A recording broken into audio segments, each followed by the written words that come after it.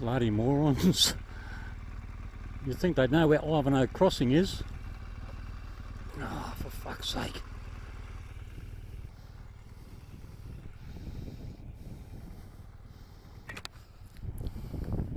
Hang on.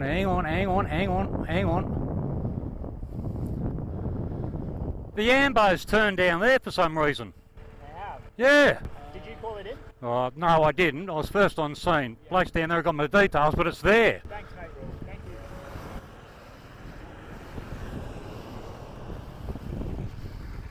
you.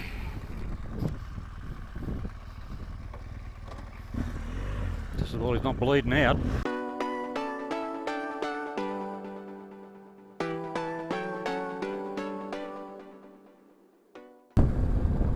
That's the caravan park we're staying at, Kimberley. We're a bit early.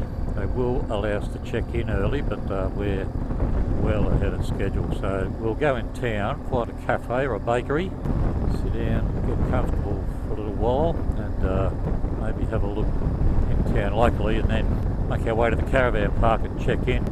So yeah, welcome to Kununurra.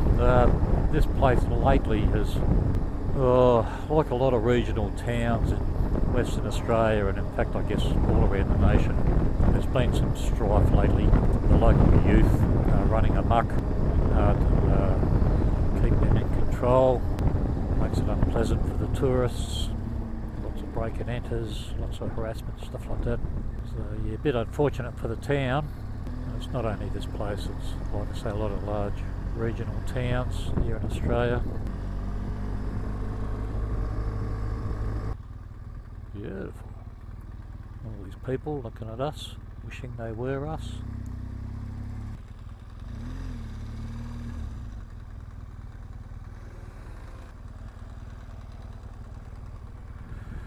Park the bikes in a position where we can see them. You know, they've got a bit of fruit on them and stuff. The last thing you want to do is have your GPSs knocked off and that sort of thing. While we were having coffee, the bloke come up, Scott, introduced himself, says he watches the channel, enjoys the content, so good on you, Scott, thank you very much.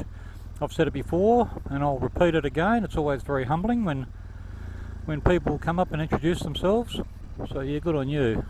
Okay, we're just going to go around the block, see if we can orientate ourselves. JP's got to find the bike shop. We might as well do that while we're all kitted up, suited up, rather than go back to the caravan park and strip off and then go looking for it then. So yeah, we'll go and have a look for this bike shop without getting killed, and then from there we'll make our way to the caravan park and settle in. All gear motorcycles and small engine centre. So yeah, at least JP knows where to find it in the morning. I'm sure he would have found it anyway, but now that that's done, we'll go to the caravan park, check in, peel off some layers, take the boots off, and walk around in shorts and a t-shirt for the rest of the day. It'd be nice to just get out of this clobber. It'd be nice if we were on a grassed area, make fists with your toes in the lawn. Good therapy.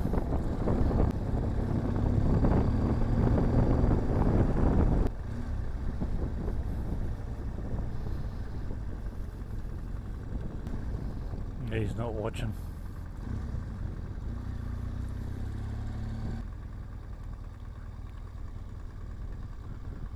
I'm going to find a place in the shade. It's 30 degrees here at the moment.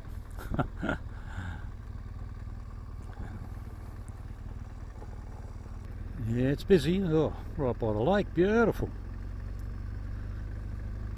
Toilets, showers.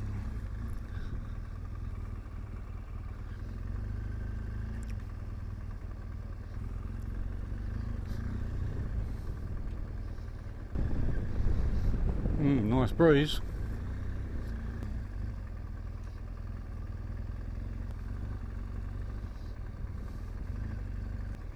Must be for tour operator.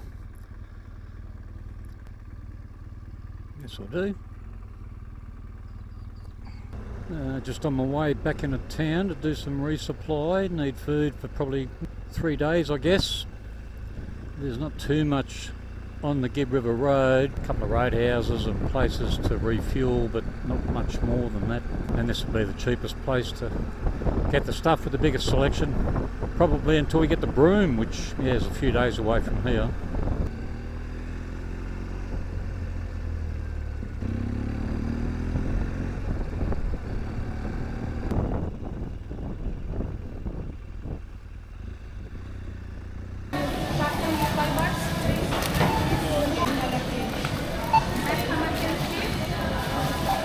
Well, here we are, settled in the caravan park, and naturally it hasn't taken Tom long to adopt his usual position. That is, tank off, seat off, pulling the DR650 to bits. Well, what to say, improving it, Steve. Improving it. I wouldn't mind $1 for every time I've seen the bike in that state.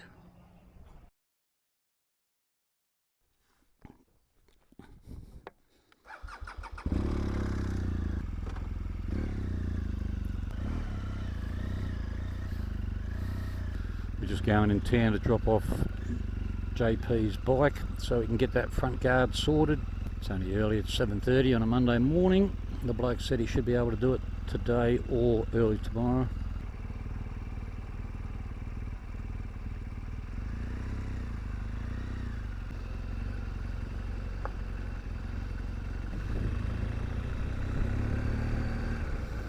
Yeah, the guard he's getting fitted is slightly higher, sits off the tyre a bit more, but to enable that he's actually got to replace the plumbing as well, the brake lines.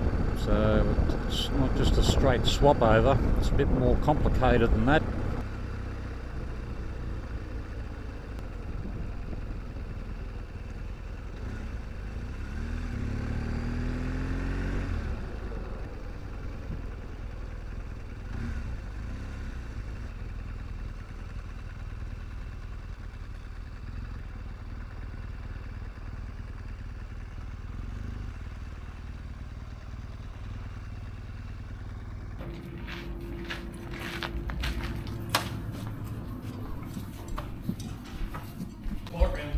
Yep.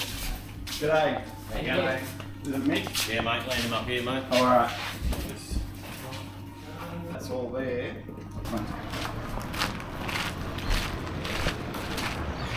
It got all mud and shit all caked in it, and then that jammed the wheel, and then it just pulled the mudguard apart, so the new mudguard will be right up here. Well, that's the before. Let's see what it looks like later, eh? I'm just on my way to see the dentist. I'm hoping that they can fit me in for an emergency repair later today or early tomorrow morning. I broke a tooth about a week ago. It's causing me a bit of grief. We'll see how we go.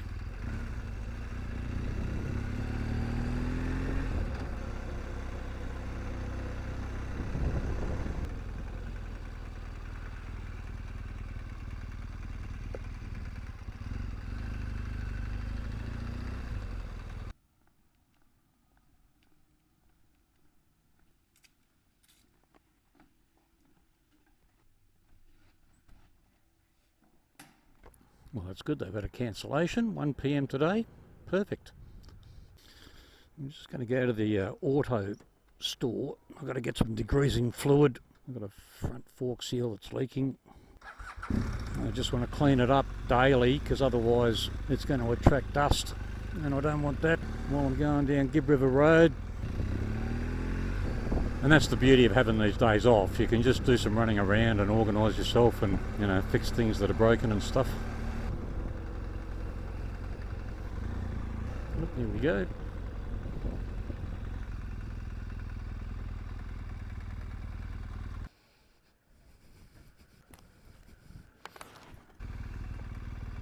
Oh, interesting. I'm on my way to the Ivanhoe Crossing, which is a permanent water crossing. It's got a concrete base, like a ford, but interestingly that sign says it's closed, so the water level must be such that it's too deep to cross. We'll go and check it out, eh? I have driven across it before in the four-wheel drive. Some of the locals go there for barramundi fishing, I believe. We've got boom gates there, but they're open.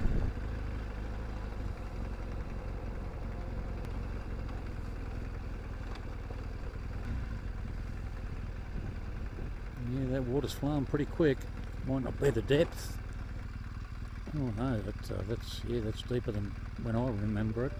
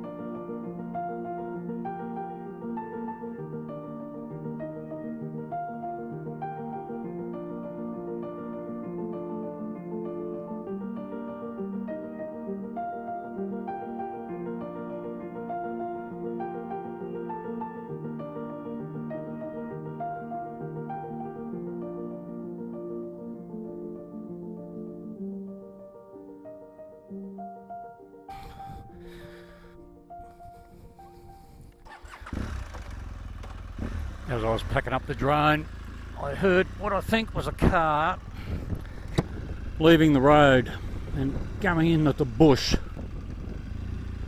I saw a cloud of dust. Looked like, yeah, there it is there. Failed to take the corner.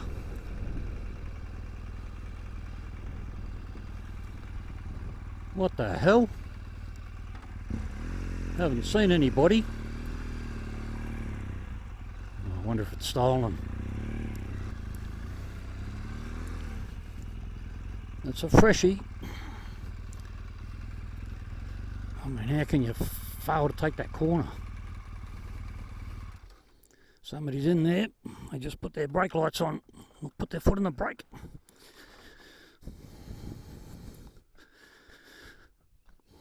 This could go either way.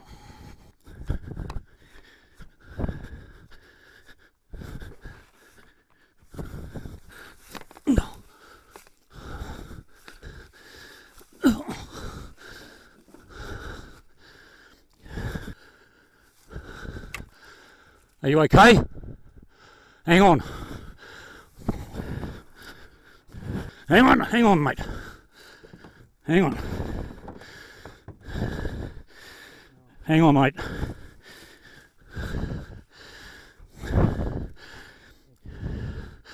Have you got any valuables in the car? Your wallet or anything you'll need, your phone? Alright, you come out. We'll get you back to the road. Stop. Have you got your wallet on you? Yeah. Has it got ID? Yeah. Okay, we'll get you to the road and then we'll get it sorted out. I can't open his other door. There's a bush there, mate.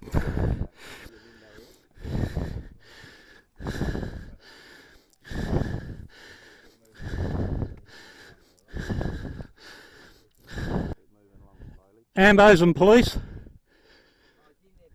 Yes. You can let go. We got you, mate. We got you. You can let go. Don't worry about that. I'll sort that out.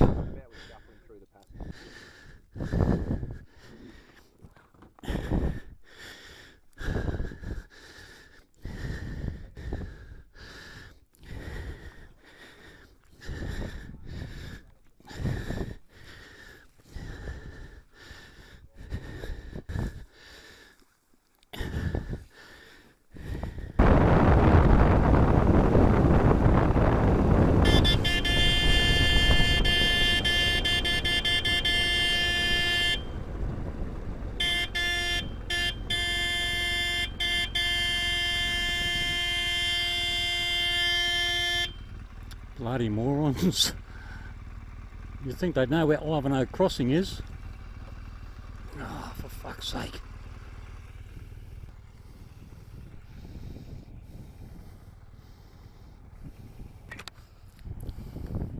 Hang on.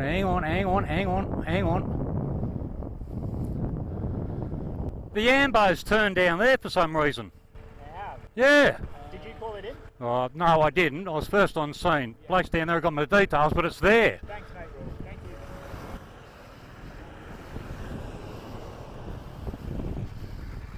you.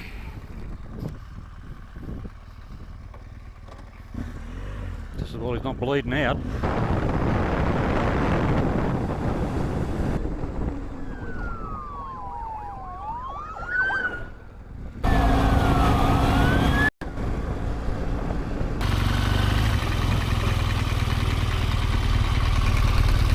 Oh, look at that. Oh, isn't that sexy?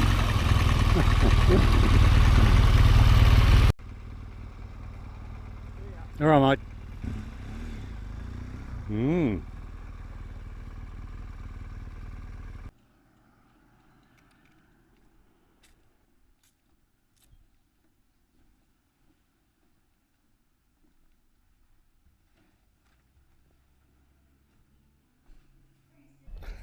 I'd like to say it was painless, but it wasn't. But at least that should keep me going and out of trouble for the remainder of the trip at least. Well, we'll be returning to this caravan park for the last time on this trip. I've got all my admin sorted out, so time to start reloading the bike, I guess.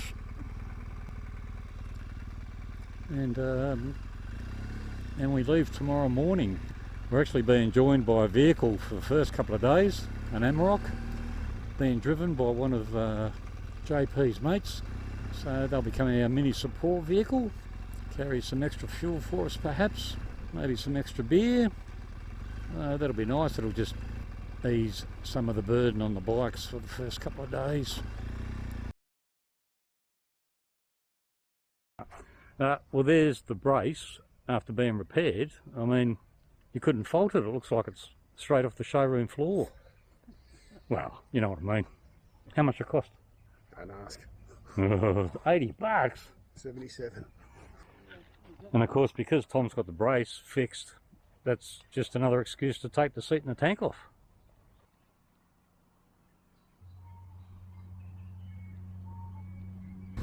Alright, we're off. It's been a good break.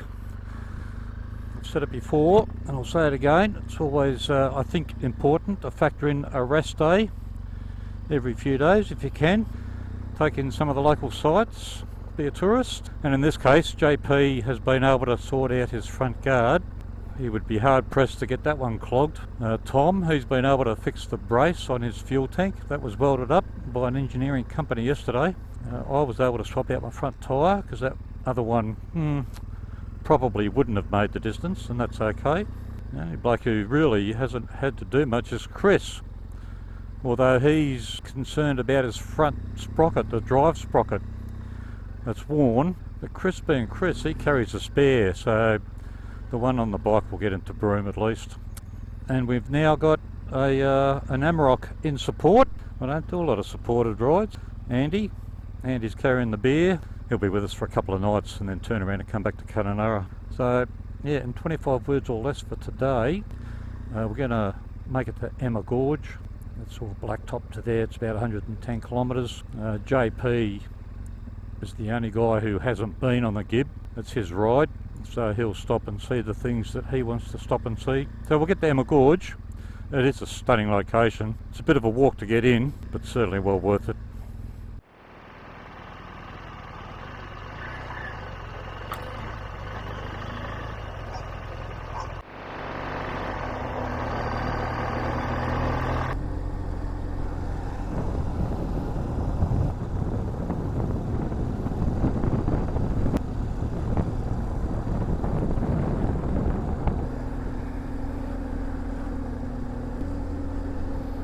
This is how they control the flow of water over at Ivanhoe Crossing, where I was yesterday getting that drone footage.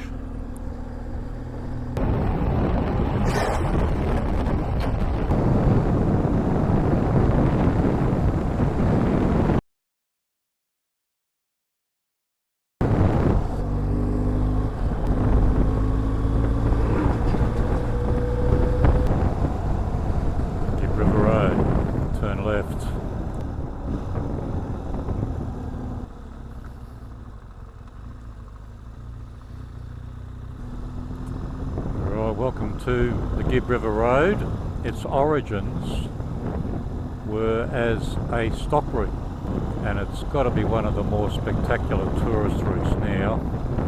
I know it appears on a lot of people's bucket lists, and when you've seen it for yourself you can understand why.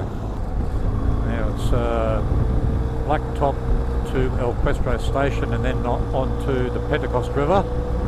Yeah, and after that it's all dirt.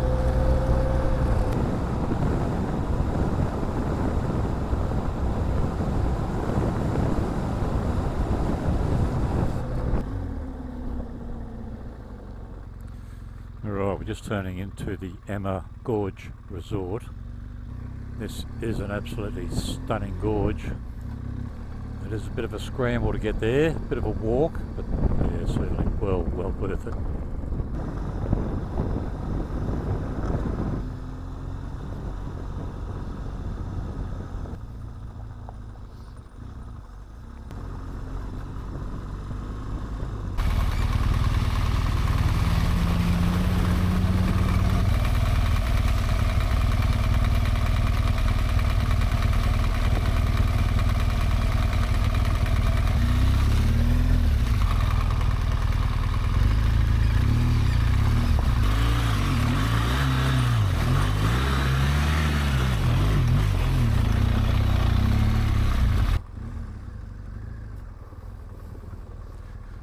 Sometimes these creek crossings have some really rocky bottoms, rocks the size of footballs, and it just throws you right off.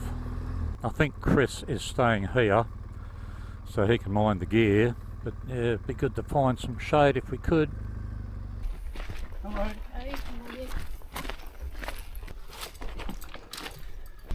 Yeah, it's a bit of a clamber over rocks to get there.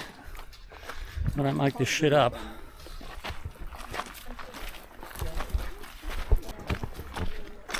I think we spoke about it before, but the last trip I did.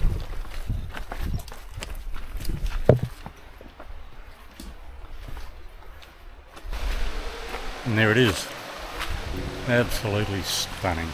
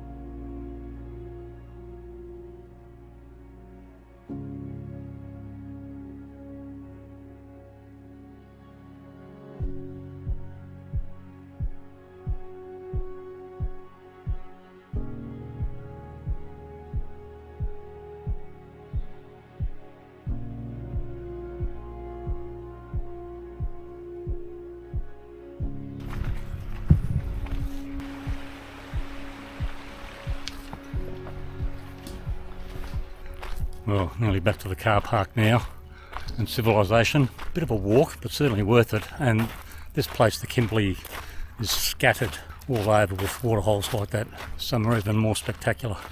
We'll have a bite to eat, something to eat, and then move on to the next one. Alright, we got in, now we've got to get out. A couple of water crossings.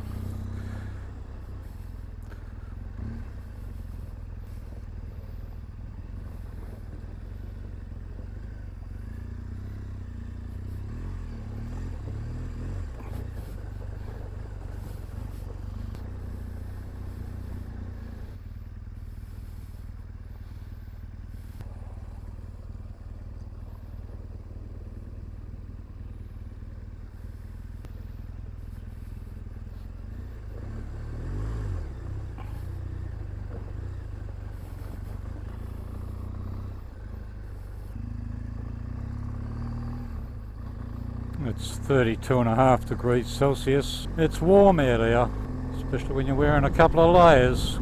Alright, I don't know how far it is to the Pentecost. I think it's about 40 kilometres, maybe less, doesn't matter.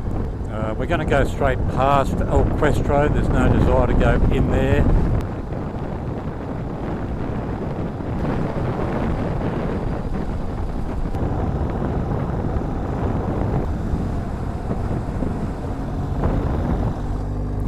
Equestro. It's a privately run or privately owned cattle station that has been opened up to tourism. I mean, there's a lot of facilities there. There's some stunning scenery, all sorts of different levels of accommodation.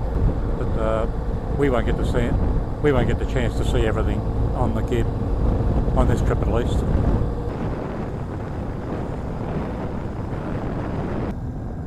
Right. Well, here's the Pentecost River crossing.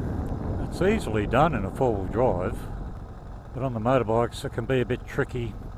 Very, very rocky bottom. It can throw you offline easily. The other thing is it's tidal.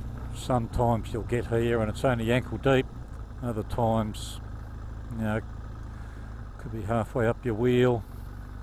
I'll have to stop here and let my final drive cool down, because if I hit cold water with a hot final drive, that'll end up damaging the seals and sucking moisture in. So we'll get out, we'll have a look, see, maybe walk it and then take it from there.